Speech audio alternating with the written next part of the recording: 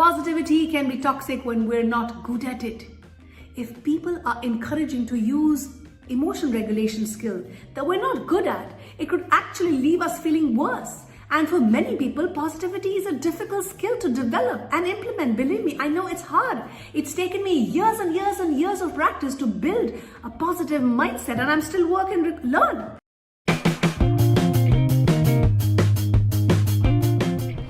Hi everyone, this is me, Jyotika Bedi, founder of Happiness is Love. We make relationships better. Do you want to keep toxic positivity out of your workplace?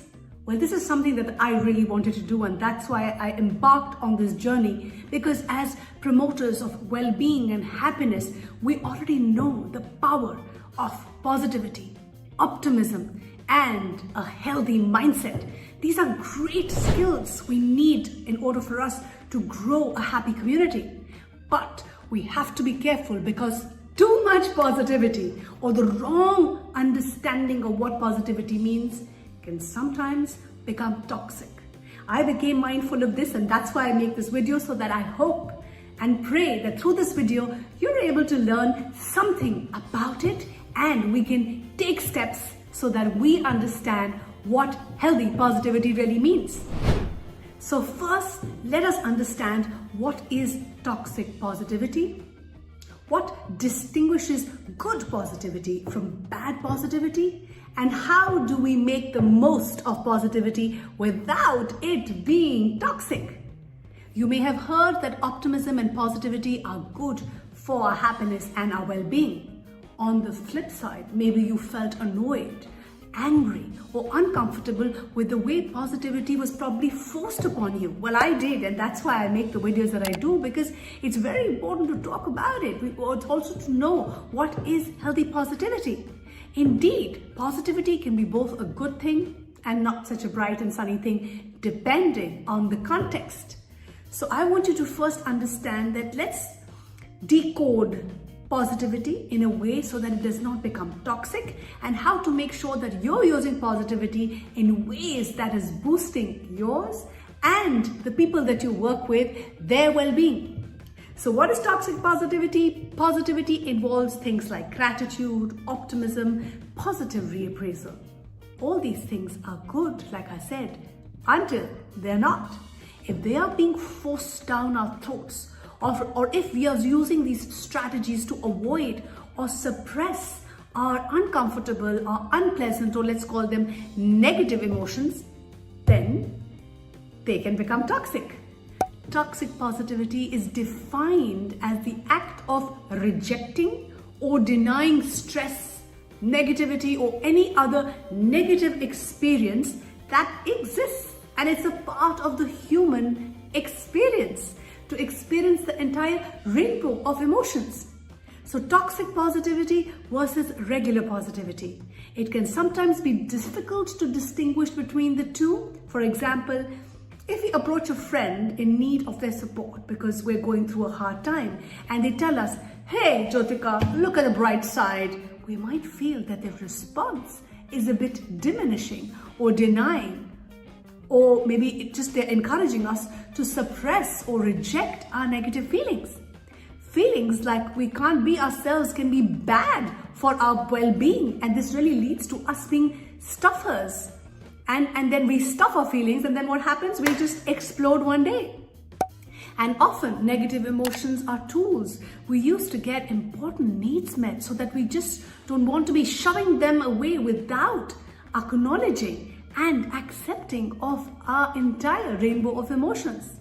So seemingly helpful advice from friends can often feel more like toxic positivity to the person who's receiving it. Well, I did, and that's why I make these videos, so that we know what not to do. On the other hand, say a friend tells us, "Hey Jyotika, it's okay not to be okay. I'm here for you and I'm grateful to be a part of your life. Is there anything I can do for you to feel better?"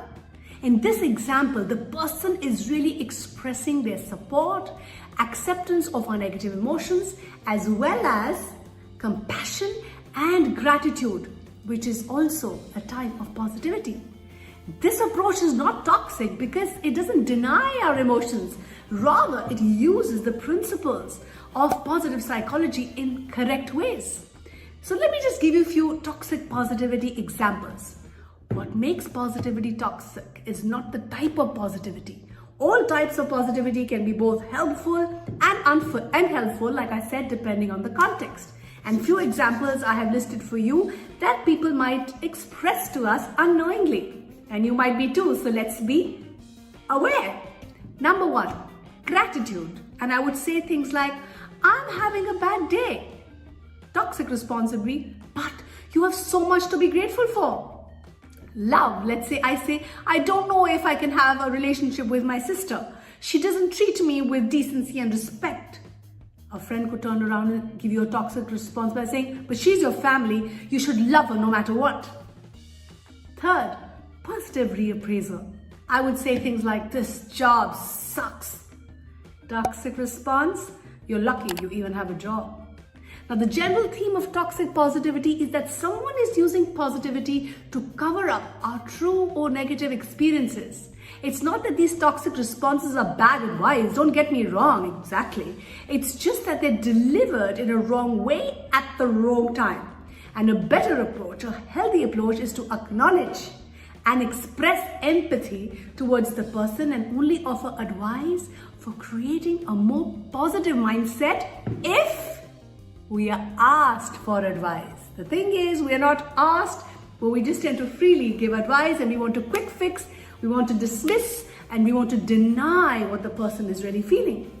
So from a workplace standpoint, what is toxic positivity culture, which I can really sense and see? In recent years, many organizations have been prioritizing their employees' happiness in an effort to boost creativity, productivity, and increase employee retention. Although the intentions may be good in these workplace cultures, you often hear things like, don't worry, be happy, or positive vibes only. I'm guilty of these statements too. These statements may create a culture of toxic positivity sometimes. Currently, it's unclear whether the workplace well-being movement is really working or not. That's because people have important concerns and negative emotions related to work. Maybe they don't get paid enough to support themselves. Maybe they work so many hours that they have no social life or they feel burnt out. There are no healthy tech boundaries, and I'm sensing this after Corona times. Maybe they work so many hours that it's impacting their mental health. Maybe their managers don't treat them well. That's why in the context of workplace, positivity may have the potential to become toxic more easily. Employees are being asked to be happy and work on themselves without being able to address the cause of their unhappiness, which sometimes may be work. And that's never going to be a good thing for their happiness and well-being. So the question really is, when does positivity become toxic? Some research has started to look at situations in positivity which might really look toxic. It seems that there are several circumstances which are ineffective or unhelpful or even maybe harmful. Positivity can be toxic in controlled situations. One study shows that looking for silver lining is only beneficial in uncontrollable contexts. For example, if we lose our job, we might benefit from thinking about our future opportunities.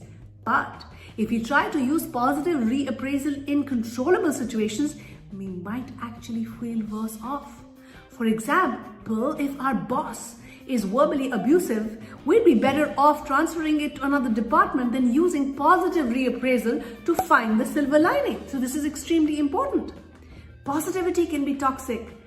It can be toxic when our identity is threatened. Some research suggests that it is inappropriate to use positivity or positive reappraisal when our identities are being threatened. For example, when people experience racial oppression, looking for silver lining appears to actually be worse for our well-being. Positivity can be toxic when we're not good at it. If people are encouraging to use emotion regulation skill that we're not good at, it could actually leave us feeling worse. And for many people, positivity is a difficult skill to develop and implement. Believe me, I know it's hard. It's taken me years and years and years of practice to build a positive mindset, and I'm still working to learn. It requires cognitive resources and may rely on even past practice, which we don't all have. So if you're not good at being positive or optimistic or reflecting on your situations to find the silver lining, it actually could be bad for you. So it's very important that positivity can be toxic when we just become too obsessed with it, and to understand that being obsessed with happiness and focusing excessively on getting happy all the time has actually shown to be bad for our well-being. It's thought that it may actually create a discrepancy between how we feel now and how we want to really feel. Indeed, having ultra high expectations that we can't reach tends to impact our mental health negatively. So now the question really is how to deal with toxic positivity in the workplace. How do you make sure that you're making use of the benefits that positivity actually brings to your life at work and at home? How do you make sure that positivity doesn't become toxic for you? Here are a few suggestions and I hope they're helpful. Practice mindfulness. Mindfulness is a technique that involves paying attention on purpose, paying attention in the present moment, being non-judgmental so that you can experience the moment to moment and accept that this is a part of the human experience. Practicing mindfulness is a good way to stop avoiding or suppressing our negative emotions. The goal with mindfulness is to be aware of what is happening and what you are experiencing in this moment, and then choosing to accept the emotions as they are without fighting them, blocking them, hiding them, pretending that they don't exist, suppressing or rejecting them, which is very, very unhelpful. Now, this doesn't mean that you have to accept situations as they are. For example, mindfulness is not about accepting another person treating you badly, so you have to know the difference. In this case, it would be about accepting your emotions of having been treated badly, then acknowledging that those emotions are normal and not judging yourself for having these emotions, and then learning to cultivate more awareness and acceptance of these negative emotions rather than cramming them down or shoving them away with positivity and making it toxic. It's important to acknowledge, to accept, to allow yourself to feel the negative emotion, and then the most important step, to take corrective action so that you can deal with your emotions in a healthy way. Next is to cultivate self-compassion. Your compassion is incomplete till the time it does not include you, because your compassion starts with you. Part of what can be dangerous about positivity is the expectation that it creates, and I have suffered this. For example, you might have unrealistic expectations that you should be positive all the time. I mean, I face this a lot because I'm a positivist. People tell me, oh my God, how come you're positive all the time? Believe me, it's too much pressure that I put on myself for years. But then I realized it's okay for me not to be okay. There are days that I don't feel so positive, and I allow myself, I give myself the permission to not feel so bright and sunny, and I let people around me know that I'm not feeling so bright and sunny today. I need rest. I need to unplug. It's okay to not be okay. It's okay to say that you're tired. It's okay for you to unplug and spend time alone. Being thankful for everything or always being in a good mood is a fallacy. It's a huge amount of pressure that we put on ourselves, and I did, and I failed miserably at it, and it even hurt my self-esteem. But today, because I do the work that I do at Happiness is Love, I know that my self-compassion is a good antidote to toxic positivity. Don't forget to be kind to your mind. Don't forget to be nice to yourself, and be compassionate first, so that you, even if you're having negative feelings or negative emotions and you're going through a tough time, you let yourself know that it's okay and it's normal. You can't be positive all the time. It's completely healthy to have negative emotions. And there is no need to be so hard on yourself for feeling bad sometimes. Lastly, don't discount negative emotions. Well, I did, and I'm telling you, it was so harmful for my mental health, and that's why I made this video, because it turns out that even though negative emotions feel bad, they do us a lot of good. There is positivity, even in anxiety, that can help us be more prepared, and anger that helps us rectify injustice. It's just that it doesn't have to become excessive. In moderate level and in certain doses, anxiety is good for us. It propels us, it motivates us to do great things. It helps us to forgive ourselves, and sadness even motivates us to connect more with ourselves. When we shove these negative emotions down, we fail to get the benefits they provide at times when we are in most need of those benefits. No wonder excessive positivity, anything in excess is poison, anything in excess is dangerous, and that's why excessive positivity can also be toxic.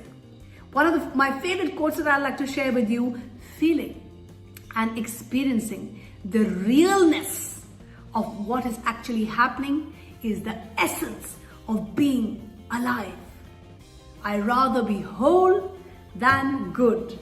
I hope this video was useful to you. Please share it with anyone you think will find it useful. Please keep sending all your love and encouragement to us. It's really what keeps us going. Thank you for all the love and support and encouragement. Keep smiling, keep shining.